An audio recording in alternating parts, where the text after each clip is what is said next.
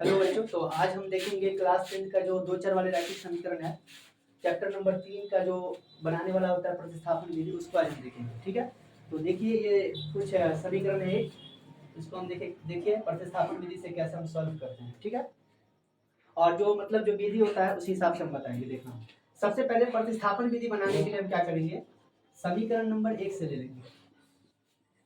समीकरण 1 को उतारेंगे यहाँ पे, जैसे 2x minus Y is equal to 3। तो इसको उतारने के बाद हम क्या करेंगे, x या y का वैल्यू यहाँ से निकालेंगे। जैसे हमने x का वैल्यू अगर निकालना है तो 2x is equal to 3 minus Y इधर गया तो प्लस वाई हो जाएगा यहाँ से।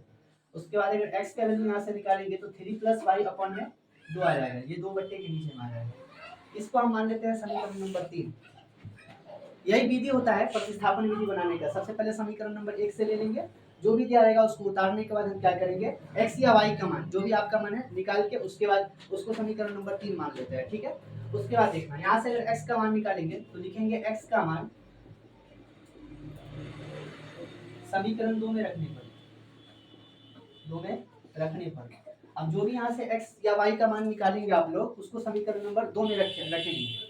और पहले देखिए, सबसे पहले समीकरण 2 क्या है, x प्लस का 2y इक्वल टू 4, ये समीकरण 2 है। और यहाँ से देखिए x का वैल्यू हमने निकाला है 3 प्लस वाई अपॉन में 2, तो इसी 3 प्लस वाई अपॉन में 2 को यहाँ पे x की जगह पे उतार दिया हमने। और ये जो प्लस का 2y है इसको भी हमने ऐसे एडिटिंग रखा, उसके बाद बराबर 4 रहा यहाँ पे।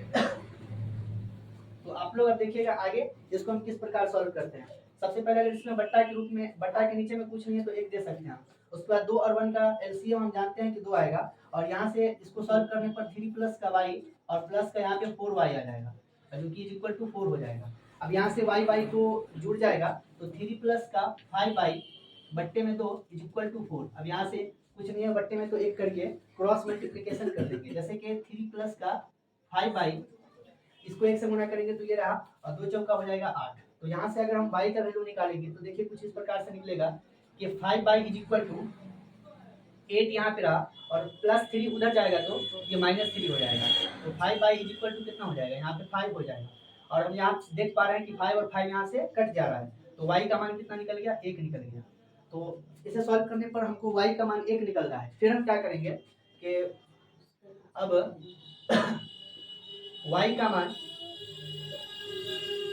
समीकरण नंबर 3 में रखेंगे। समीकरण नंबर 3 में रखने पर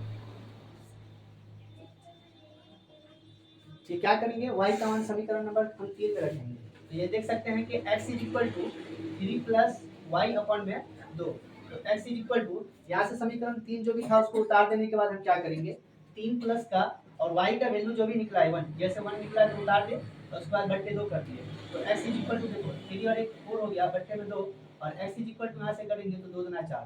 तो हम लिख सकते हैं अतः x इज इक्वल टू 2 और y इज इक्वल टू 1, यही हमारा आंसर रहा। और कुछ इस प्रकार से हम प्रतिस्थापन विधि को बनाते हैं। धन्यवाद।